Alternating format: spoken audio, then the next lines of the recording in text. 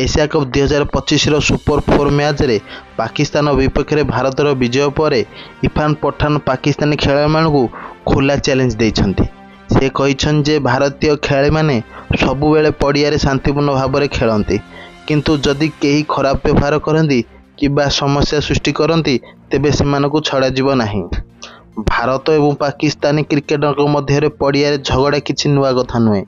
अभिषेक शर्मा एवं हारिस रफों मध्य सांप्रतिक संघर्ष खबर शिरोनाम अच्छी।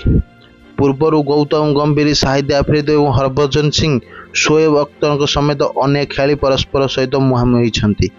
एबे एशिया कप 2025 सुपर 4 मैच रे यह विवाद संपर्क में पूर्वतन भारतीय ऑलराउंडर इरफान पठान पाकिस्तान को खुला चैलेंज देइछन्ति। प्रकृत में यूट्यूब चैनल रे इरफान पठान भारत पाकिस्तान मैच विषय में स्पष्ट मत प्रकाश करिसेंति। एशिया कप रे पाकिस्तान विपक्ष दल लगातार द्वितीय विजय पर उभय दलर खेलाड़ी मध्य बागजुद देखा मिलता।